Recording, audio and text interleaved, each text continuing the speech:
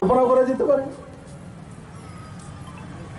Made in India যখন বলছিল corona কিভাবে শেষ হবে, কে টিকা তৈরি করবে, কোথা থেকে আসবে, এখানে যারা আমার নজওয়ান ছেলে মেয়েরা ভাইয়েরা বোনেরা আছে, কেউ কল্পনা করেছিল কেউ যে না এটা ভারতে তৈরি হয়ে যাবে?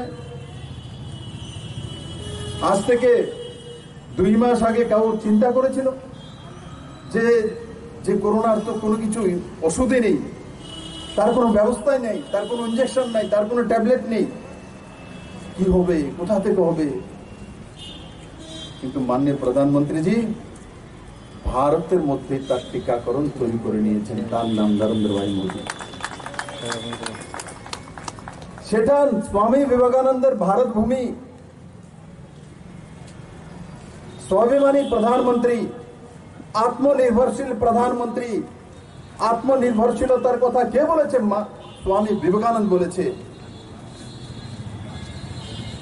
आत्मनिर्भर भारत, स्वाभिमानी भारत, सर्वश्रेष्ठ भारत, श्रेष्ठ भारत, श्रेष्ठ त्रिपुरा, এই শব্দগুলো কোথা থেকে আবিষ্কার? এটি বিপ্লব দেবের আবিষ্কার না, এগুলো স্বামী বিবেকানন্দের আবিষ্কার। আমরা শুধু তার ধারক বাহক। আমি আশা করি আজকের এই যে সকাল থেকে সমস্ত নজওয়ানরা বাইক নিয়ে বাইক র্যালিতে এক সুন্দর শুভ্র মানসিকতা নিয়ে আগরতলার বিভিন্ন প্রান্তে স্বামীজির যে উদার ও বীর সন্ন্যাসীর মানসিকতা, সেই মানসিকতাটা নিয়ে নিজের জীবনেও এক সমৃদ্ধিশালী শক্তিশালী জীবন তৈরি করবে। আর তার সঙ্গে সঙ্গে আগরতলা এবং ত্রিপুরার জন্য আজকের এই সকালে সুন্দর শুভ্রতার সঙ্গে শুভ্র ভাষে এক পজিটিভিটির বাতাবরণ তৈরি করবে। আর সেটাই মানুষের জীবনে এক সুন্দর পরিবর্তন এনে দেয়। বন্ধুরা, আমি আজকে আজ সকালে আরেকটা কার্যক্রম ছিল, আমাকে দেখতে সমস্ত নজওয়ান ছেলে মেয়েরা, তার মধ্যে একটা আশা জাগে, দাদা কবে ত্রিপুরাকে শ্রেষ্ঠ বানিয়ে দেবে, কবে আমার বাড়ির মধ্যে বিল্ডিং উঠবে, আমার বাড়ির সামনে গাড়ি আসবে, আমার ছেলে চাকরি করবে, আমার ছেলে এন্টারপ্রেনারশিপ ডেভেলপ করবে, কবে ত্রিপুরাতে 15 মঞ্জিলা বিল্ডিং তৈরি হবে, কবে আইটি হাব দাঁড়াবে, কবে এসিজেডিকে আমার ছেলে চাকরি করবে।